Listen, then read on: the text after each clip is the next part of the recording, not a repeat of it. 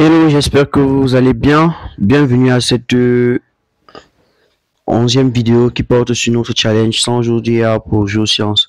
Alors, principalement aujourd'hui, nous allons parler des lois de probabilité pour le machine learning appliqué aux géosciences. Donc, la première loi par laquelle nous allons commencer, c'est tout simplement la loi binomiale. Donc, la loi binomiale, c'est une loi qui permet de modéliser des événements binaires, c'est-à-dire que on a droit à deux options, soit c'est succès, soit c'est échec, avec une probabilité constante de succès P sur N essais indépendants. La probabilité de cas succès est donnée par la formule que vous voyez suivant la formule suivante. Donc, une fois que c'est le cas, nous avons écrit un petit code pour essayer de faire un calcul de la loi binomiale. Que vous pourriez vérifier avec la formule précédente. Donc le code, c'est tout simplement ça. On importe une nouvelle bibliothèque. On importe une nouvelle bibliothèque avec laquelle nous allons travailler. Et cette bibliothèque-là, c'est tout simplement la bibliothèque cp.stat qui va nous permettre donc d'effectuer des calculs statistiques principalement appliqués au niveau des probabilités. Et donc avec ce petit code-là, on obtient ce résultat. Donc, les applications, par exemple, de cette loi au niveau des géosciences permettent de modéliser le nombre de tremblements de terre d'une magnitude donnée dans une région donnée à une période donnée. Donc, les prédictions du nombre de gisements de minéraux rentables trouvés dans une zone d'exploration font partie aussi de ces domaines d'application. Donc, hormis la loi binomiale, nous avons la loi de Poisson.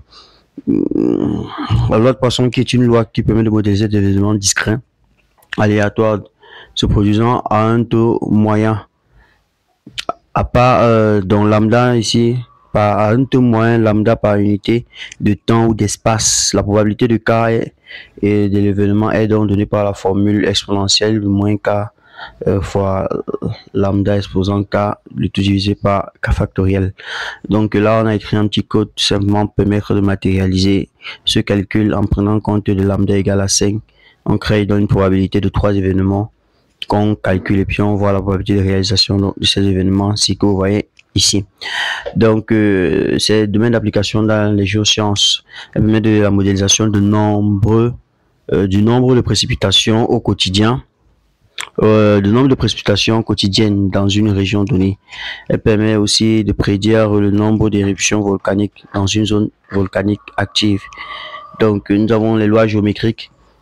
Les lois géométriques permettent de modéliser le nombre d'essais nécessaires pour obtenir un succès avant une probabilité constante sur P. Chaque essai, la probabilité de K est donnée par probabilité de X égale à K de 1 moins P exposant K multiplié par K. Donc là, nous avons écrit un petit code qui permet de modéliser la loi géométrique.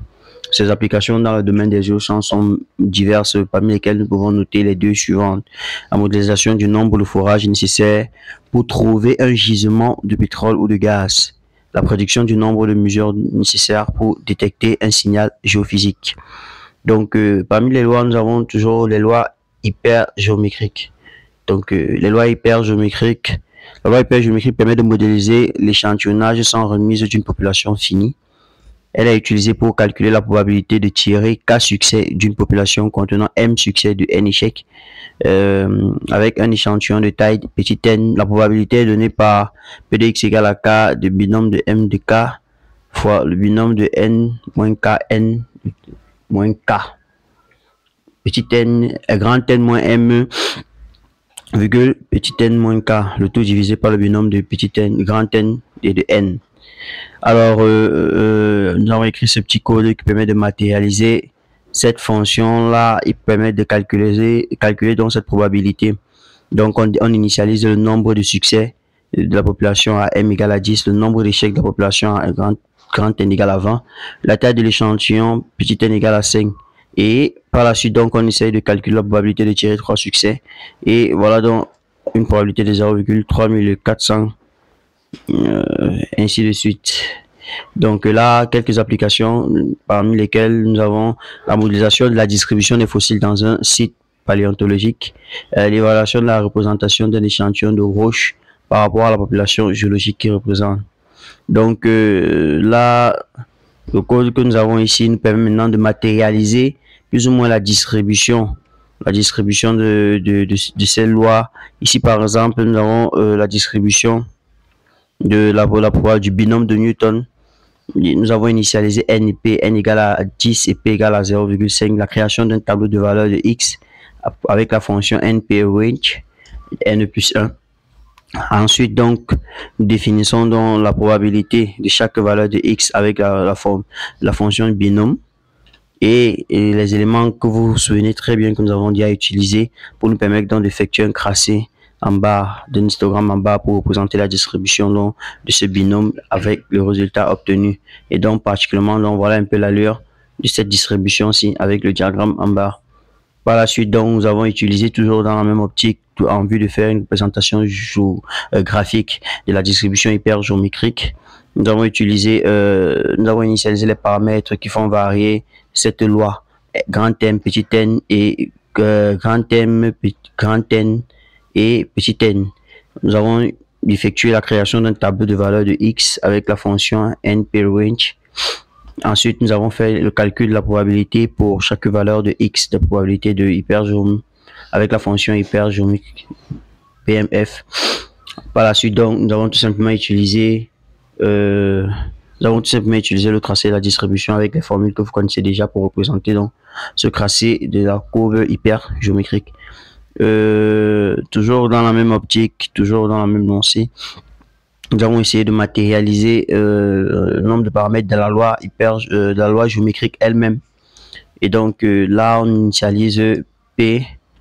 Après, on crée un tableau de valeur de x avec cette fonction comme d'hab. Ensuite, on a donc le calcul de la probabilité pour chaque valeur de x, tout simplement. Par la suite, donc, on a le tracé de la distribution, ainsi que vous pouvez le rencontrer ici. Une fois que nous avons fait cela, on a donc la représentation telle que vous pouvez voir ici, de cette loi de probabilité. Donc là, nous avons aussi la loi de probabilité de Poisson, paramètre de la loi de Poisson. La loi de Poisson, par exemple, ici, nous avons lambda égale à 5. Nous avons la création toujours d'une table de valeur de x. Ensuite, le calcul de la probabilité avec cette fonction de Poisson. Et la représentation donc en bas donc, de ces différentes probabilités-là, sous forme d'histogramme en bas. Alors, poursuivons. Nous avons la loi normale en théorie. La loi normale est également connue sous le nom de distribution en cloche. C'est une loi de probabilité continue symétrique qui modélise les données continues. Elle est définie par sa moyenne mu et son écart type. La densité de probabilité est donc donnée par la formule f de x égale a, telle que vous voyez là, vous pouvez la trouver sur internet. Une fois que c'est le cas, on a essayé de matérialiser donc cette fonction-là qui varie en fonction de la moyenne égale à 0 et l'écart type égal à 1. Donc, création d'une table de valeurs que nous avons initialisée telle que vous pouvez le voir ici.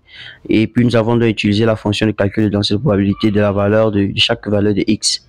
Et nous avons effectué un tracé. Donc, voilà le résultat de la courbe de la loi normale, comme on dit souvent, ou encore courbe en cloche. Une fois que c'est fait, quelques applications dans le domaine des géosciences. Cela permet de faire une modélisation de la distribution de l'épaisseur des couches dans une séquence sédimentaire. Elle peut aussi être appliquée dans l'évaluation de la variabilité des teneurs minérales dans un gisement. Donc, hormis la loi normale, nous avons la loi uniforme. La loi uniforme qui est une loi qui permet de modéliser les données uniformément réparties sur un intervalle AB. La densité de probabilité est constante et sur cet intervalle est égal à 1 sur B moins A. Et donc, nous avons écrit ce petit code-là pour essayer d'effectuer une matérialisation donc, de cet intervalle bien défini. Donc, vous voyez, voilà un peu le graphe qui va avec. Donc, cette loi, par exemple, permet entre autres d'effectuer une modélisation de la distribution de la lithologie dans une formation géologique. Elle permet aussi les générations de nombreux aléatoires pour stimuler des processus géologiques. Donc, nous avons aussi la loi log normale. La loi log normale, qui est une loi de probabilité continue asymétrique positive qui modélise des données dont le logarithme est anormalement distribué. Elle est définie par sa moyenne mu et son écart type. Sa densité de probabilité est donc donnée par la formule suivante. Et donc, nous avons écrit ce petit code-là pour pouvoir matérialiser cette loi. Tout simplement avec une moyenne de 0, un sigma, l'écart type égal à 1. et cette fonction qui permet de effectuer une création de table de valeur d'un paramètre X, et nous avons dans la fonction la calculer la loi de densité de probabilité de chaque élément de cette paramètre X. Par la suite, donc, on a donc ce résultat que vous pouvez aisément identifier ici. Alors, quelques applications. Nous avons entre autres la modélisation de la distribution des tailles de grains dans un sédiment, l'évaluation de la variabilité des concentrations de polluants dans l'environnement. Ce sont des éléments, cette loi log normale peut aider à faire une modélisation de cette distribution-là, ces différentes distributions. Toujours dans la même optique, toujours dans la même lancée, nous avons la loi exponentielle. La loi exponentielle qui, quant à elle, est une loi qui permet de modéliser des événements aléatoires se produisant à un taux constant lambda, la densité de probabilité donc donnée par la formule lambda exponentielle de moins lambda de x. C'est aussi cette loi-là, par exemple, qui fait souvent de modéliser la décroissance radioactive. Bon, alors nous avons écrit ce petit code pour essayer de matérialiser cette loi qui permet de matérialiser la décroissance radioactive de notre probabilité. Et donc, parmi les applications dans le domaine des géosciences, nous avons entre autres la modélisation du temps entre les tremblements de terre dans une région sismique, l'évaluation de la probabilité de détection d'un gisement de pétrole ou de gaz. Nous avons toujours dans la même optique la loi gamma. La loi gamma qui est une généralisation de la loi exponentielle qui est utilisée pour modéliser des taux de... qui est utilisée pour modéliser des temps d'attente. Elle est définie par sa forme lambda et son échelle bêta. Sa densité de probabilité est donc donnée par la formule que vous voyez et sa fonction gamma.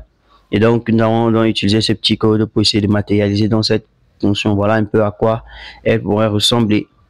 Nous avons la loi multinomiale. La loi multinomiale. La loi multinomiale est une extension de la loi binomiale. Tous les événements avec plus de 2 résultats. Elle modélise n essais indépendants, chacun pouvant aboutir à l'un des cas résultats possibles. La probabilité des cas résultats sont données par un vecteur P.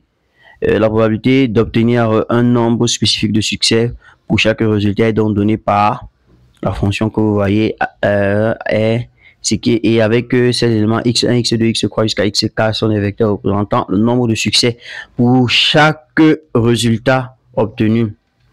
Le nombre de succès pour chaque résultat obtenu dans le cadre donc de votre essai. Donc nous avons écrit ce petit code là qui nous permet de matérialiser un peu un exemple de cas pratique avec un résultat défini. Et donc nous avons plusieurs lois comme cela que vous pouvez implémenter dans le cadre donc de vos projets. Cela est, on va dire ça comment, c'est juste une petite partie de ce que nous pouvons voir en ce qui concerne les différentes lois. Nous allons plus tard dans la suite essayer de voir comment est-ce que chacune de ces lois peut être utilisée dans un cas spécifique en vue d'atteindre un objectif spécifique. Donc, pour ceux qui ne se sont pas encore abonnés à notre page, n'hésitez pas à liker nos publications, à vous abonner et à activer la cloche de notification. On se retrouve pour notre prochaine vidéo où nous allons essayer de parler entre autres de comment est-ce qu'on peut appliquer ces différentes statistiques là dans des modèles en particulier et d'effectuer une analyse bivariée. Nous allons parler un peu de l'analyse univariée et des analyses bivariées avec quelques codes pour nous aider à apercevoir de quoi est-ce qu'il s'agit et de quoi est-ce qu'il est question principalement. Donc, je vous remercie pour avoir assisté à cette vidéo. Merci pour votre aimable attention. On se retrouve à la prochaine vidéo.